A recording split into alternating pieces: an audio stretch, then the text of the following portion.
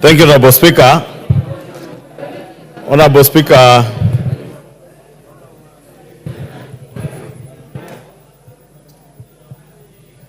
Honorable Speaker, I know there are quite a number of members who are asking me to donate, but procedurally, you know, I'm not allowed to donate at the conclusion of debate, as you did, and therefore want to beg that you do allow me to reply. Honorable Speaker, as I thanked the committee in moving, Honorable Speaker, I forgot to thank our staff of the Parliamentary Service Commission, who diligently worked with us at committee stage throughout the sittings from Wednesday evening all the way to this morning. Honorable Speaker, we have very diligent staff members, some who did not sleep for 2 days. Indeed, Honorable Speaker, you know, we would have tabled this motion on Tuesday, but we couldn't because we had to allow our staff members on Monday, at least the afternoon, to take a break. And I must take this opportunity to thank them profoundly for their sacrifice and the time they put in to make sure, under the able leadership of Nicholas Emigen, one of our directors, Honorable Speaker, to make sure that we had a report ready in time. Honorable Speaker, allow me also to thank all the members who have contributed in support and even the differing opinions to this motion for approval of the nominees that have been proposed for approval, and for the rejection of the one nominee, Honorable Speaker, who I said in moving is not an indictment as to her ability to serve in any other capacity. And I would encourage His Excellency the President, should he find another position that this Stella Soy can serve in, and since she's still an officer in government, then he has a prerogative to allow her to serve in any other capacity, Honorable Speaker. Honorable Speaker, let me also note that for the first time, Honorable Speaker, we were able to vet nominees throughout a weekend, and not just throughout a weekend as is customary, Honorable Speaker. I know members, we are accustomed that when we are working over the weekend, we retreat to hotels. But Honorable Speaker, you remember me and yourself committing to the country that upon completion of Bunge Towers, we would utilize more of the space that we have in Parliament. Allow me, Honorable Speaker, to thank you as a chairperson of the Parliamentary Service Commission, that leading by example and in line with the austerity measures being instituted across all arms of government, for the first time, a committee chaired by none other than the chair of the Parliamentary Service Commission, who happens to be our Speaker, a committee where both the leadership of the minority and majority sit in, and at least another 4 chairs of committees, besides the other ranking members who serve in this appointments committee. We sat throughout the weekend at County Hall. And County Hall chambers, mini chambers, became our home throughout the weekend. We prayed there, worshipped there on Friday for our Muslim brothers. We had a room where our Muslim brothers were praying from. And even on Sunday, those of us like me and yourself, Honorable Speaker, who are Christians, you had your morning mass at 7 a.m. in County Hall. And I had my 10 a.m. 15 minutes break at County Hall. And this is the new spirit, Honorable Speaker.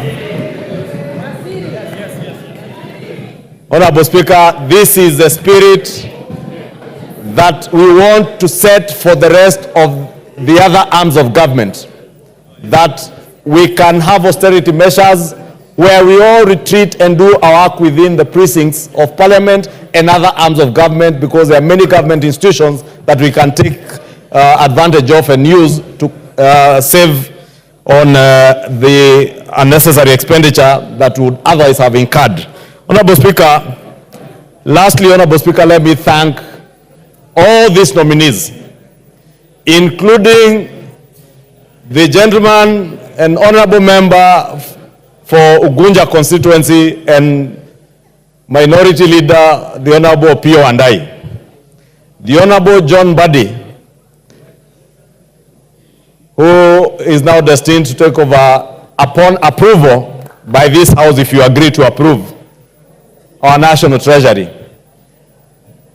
Honorable Speaker, these are extraordinary times that call for extraordinary men to the service of their nation. The Honorable Opiyo and the Honorable John Mbadi are among us here as colleagues. Should we and when we approve this motion, Honorable Speaker, these two honorable members will go now to join the executive. I want to speak to the Honorable Wandai, who is here, because John Mbadi is here. When you get to the other side, the Honorable John Wandai, Opiyo Wandai, and the Honorable John Mbadi, when you do get to the other side, remember this is a house that has vetted you, and if we approve you, that has approved you. You will not be going to the other side in the executive to serve these members of parliament. But these members of parliament represent the people of Kenya. Please go and serve the people of Kenya. Serve them diligently, fairly. Ensure that the last mile connectivity program is rolled out across the country without favor, without discrimination, and knowing where you are coming from, Honorable Wandai.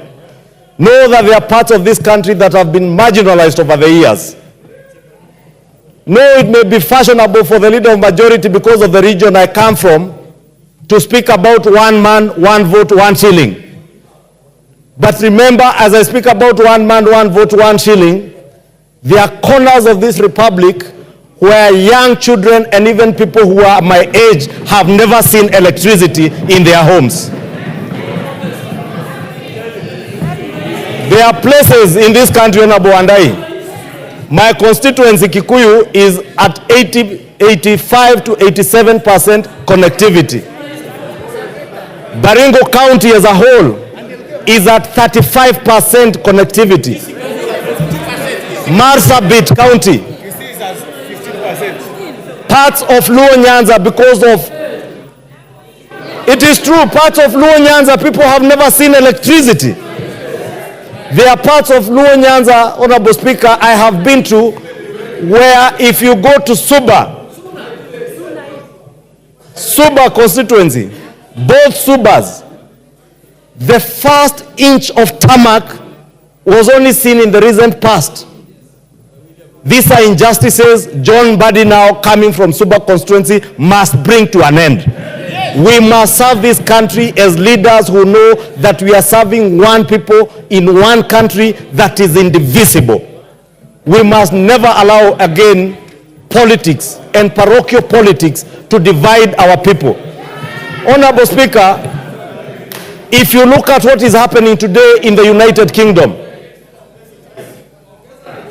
if you see what is happening today in the United Kingdom, Honorable Speaker, we were a colony of the Great Britain or the United Kingdom.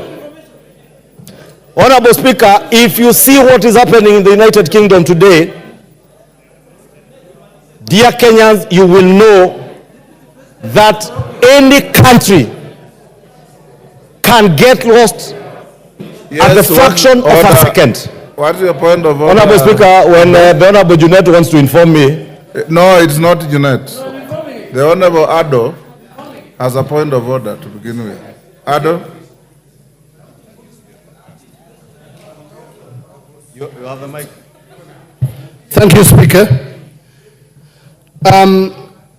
The words of the majority leader are really, really touching. But is that the reality on the ground in Kenya? The inequality, lack of equity is there. So let's not just make it lip service. What is out of order?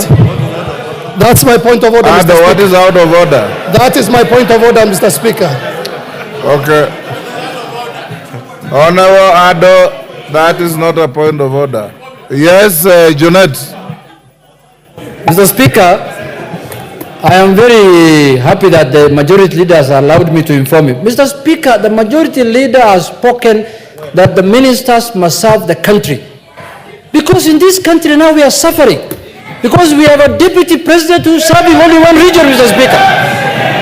And the region I come from are almost thinking of having their own deputy also. Can we have people who are serving the country in totality, Mr. Speaker?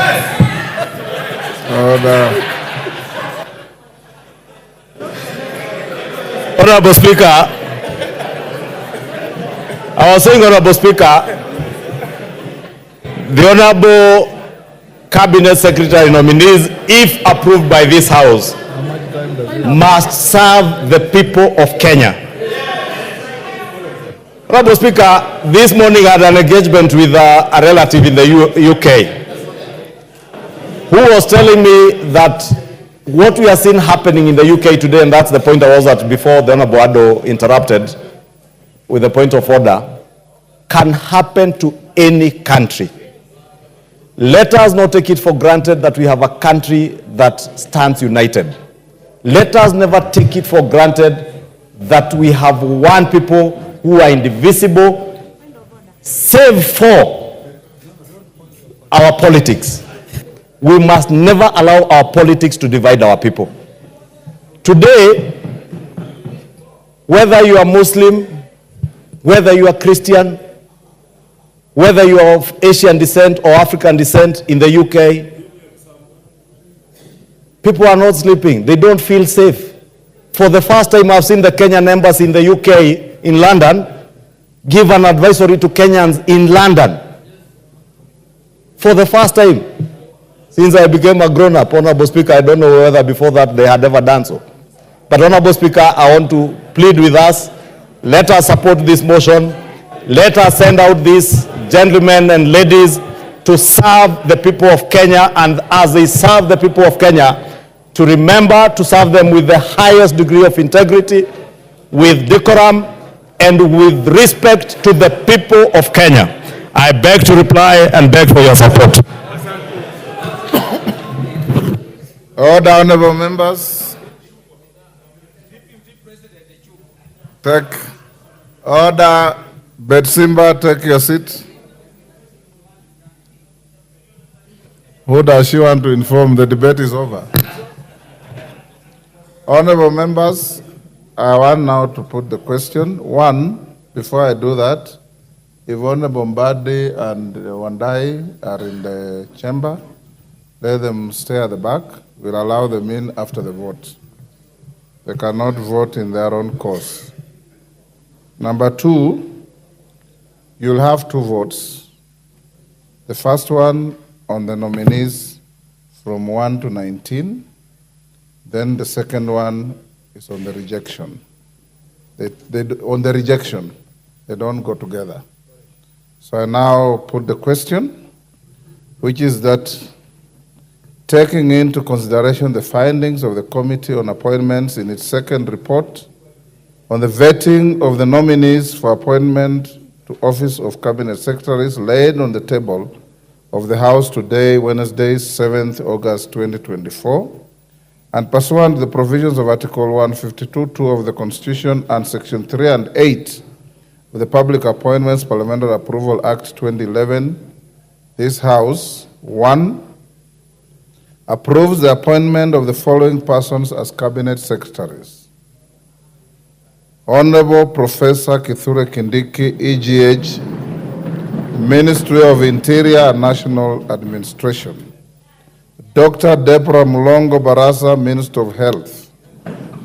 Honorable Alice Wahome, EGH, Minister of Lands, Public Works, Housing and Urban Development.